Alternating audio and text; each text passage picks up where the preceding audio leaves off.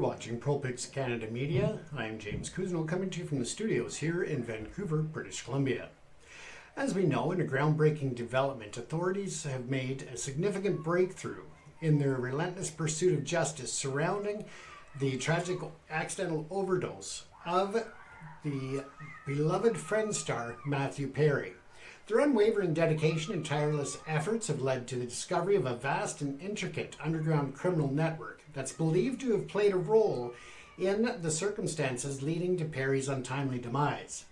As a result of this momentous discovery, charges have been filed against 5 individuals who are alleged to be deeply involved in this operation, shedding light on the dark underbelly of the illicit drug trade.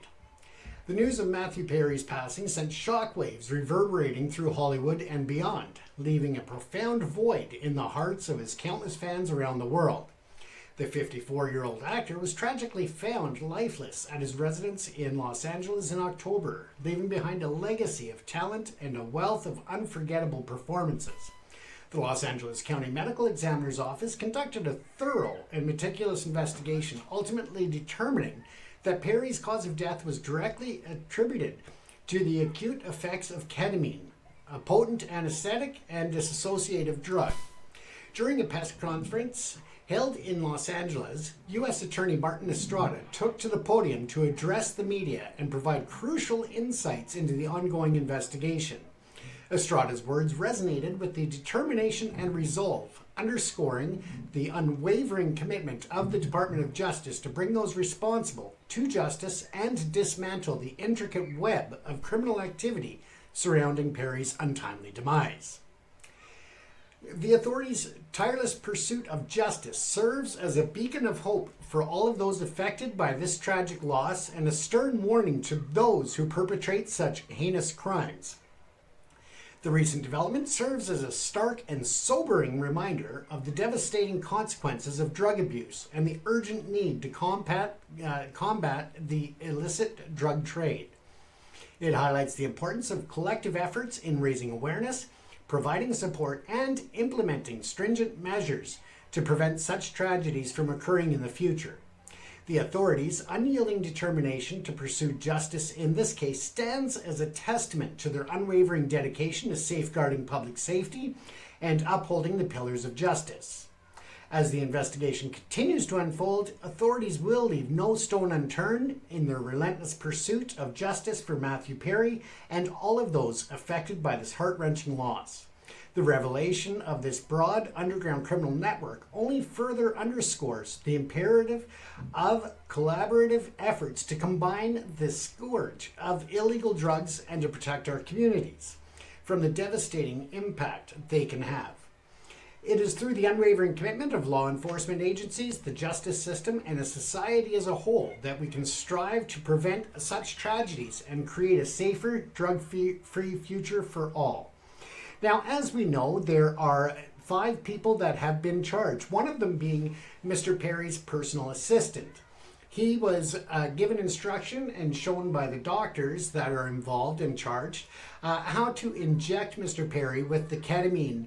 And although Mr. Perry was receiving ketamine treatments for depression, the amounts in his body after death were much higher than what should have been in his system, given that it was over a week prior that he had received his last ketamine treatment.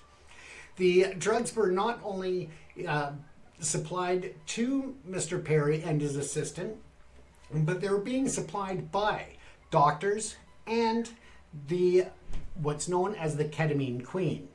She is not only involved and being charged in this death, but also is under investigation and potential charges for a 2019 death of an individual, again, from a ketamine overdose from her drug supply.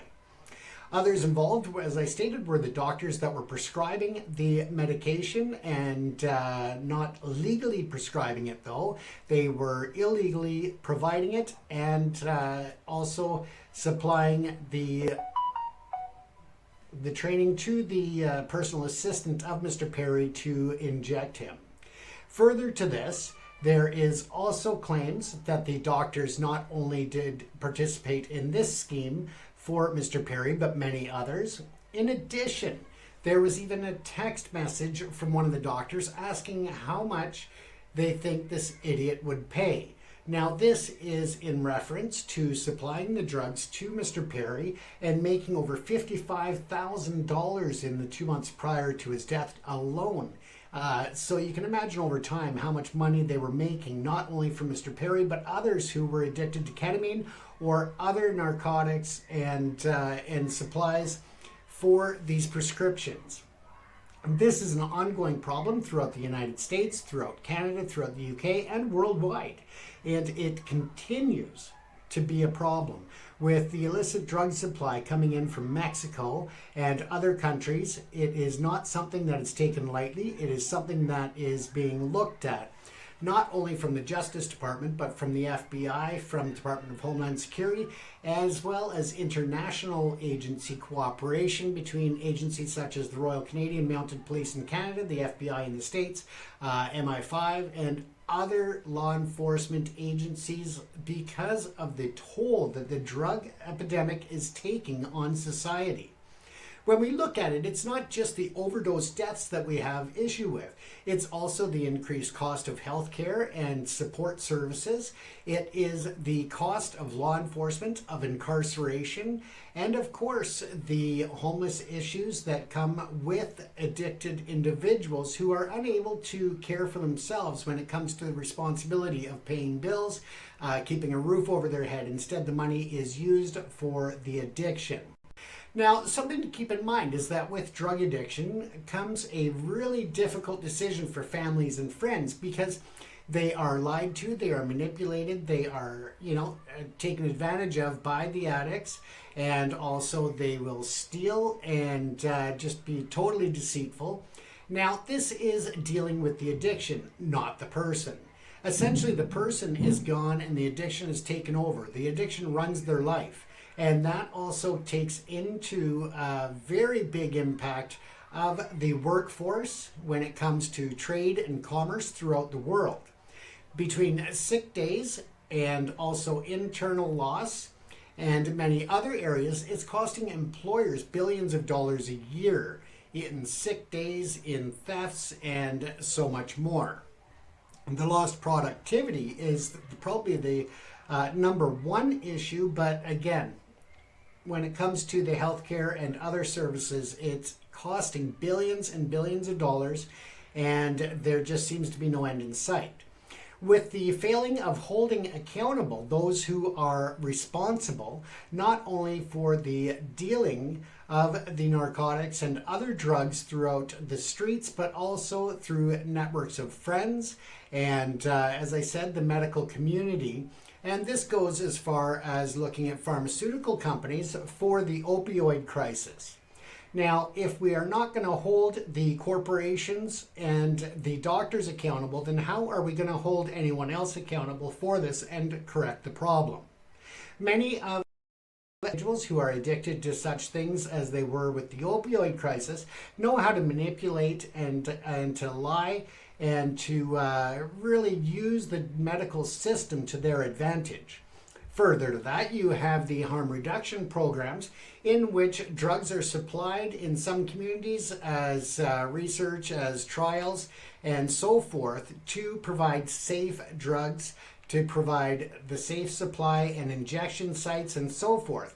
Now, in British Columbia, Canada, where this is a trial project that's been going on for a number of years, the province of British Columbia is now facing a lawsuit because individuals who are gaining access to the safe supply of heroin and other drugs are selling it on the streets. They're taking it, reselling it as a safe supply drug. And what's happened is that several individuals have overdosed. In this particular case, a young lady was killed by this. It was not a clean supply, although it was held out to be. And now they are suing the province of British Columbia for this problem. Now, other things to take into account when we look at the manipulation and use of the medical system is things such as replacement therapies. When people are using the methadone, they get methadone from prescription. It's paid for by the drug programs or from insurance companies and so forth. And then they take that, sell that on the streets to other addicts and utilize that money to get other illicit drugs that are I don't want to say better quality, but provide more of an impact. So there's a lot of issues with the safe supply and with safe replacement therapies that need to be looked at. To me, it is a matter of replacement therapies should not be in place for long term. They should be a use for helping people to recover and to get free of drugs, whether it is a safe supply, replacement therapy, or otherwise. We want to see them recover, not just be replacing one addiction with another. With that said, of course, we're looking, I will use Metro Vancouver, where we have a very large drug problem. And you can see on the streets of downtown Vancouver on the east side how horrific this is in impacting not only local businesses, but the community as a whole, the safety on the streets, and of course, the individuals involved. Now, when you have lineups and waiting periods for people to get into treatment and recovery, this creates a problem because a lot of times when people hit bottom and they're ready to go into treatment, it is a small window of opportunity to jump in to help them. What happens when they're on a waiting list is that they go further and further down the rabbit hole and they're beyond the time period or outside of that window where they wanted to get help and get clean. They have gone even further into the addiction cycle. So you've missed that window of opportunity. Further to that, when people are successful in getting clean through treatment centers and rehabilitation, they are provided with the accommodations in SROs or single room occupancies. Now, if you've ever toured some of these facilities in Metro Vancouver, you'll find that there is open drug use. You're stepping over bodies of people who have injected or taken drugs and they're just passed out in front of or in the hallways of these facilities.